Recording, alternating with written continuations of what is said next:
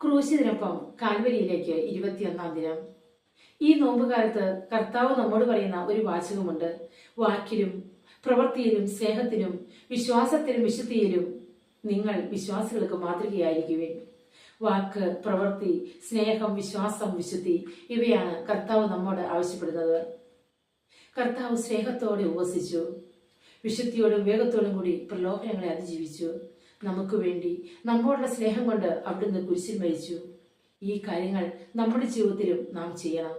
എങ്കിൽ മാത്രമേ നോമ്പിന്റെ ചൈതന്യം ഉൾക്കൊള്ളുവാൻ നമുക്കും സാധിക്കുകയുള്ളൂ. ഈശോയെ പോലെ ഈ നോമ്പുകാലത്ത് ലോകസുഖങ്ങളോട് നോ പറയുവാൻ നമുക്ക് സാധിക്കണം. എന്താണ് ലോകസുഖങ്ങളോട് നോ പറയുക എന്നാൽ? 10 കുഷ്ഠരോഗികളെ സുഖപ്പെടുത്തിയ മനോഹരമായ സംഭവം സുവിശേഷത്തിൽ നാം കാണുന്നുണ്ട്.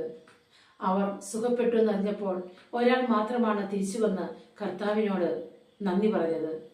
ലോകസുഖങ്ങളോട് നോ പറയുവാൻ ധൈര്യം കാണിച്ചത് അവൻ മാത്രമാണ്.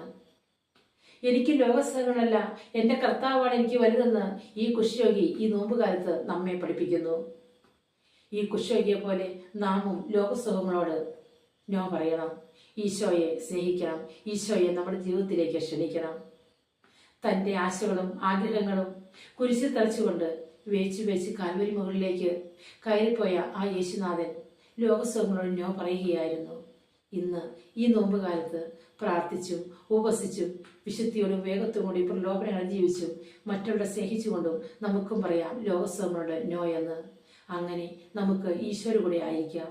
സ്തുതിയായിരിക്കട്ടെ.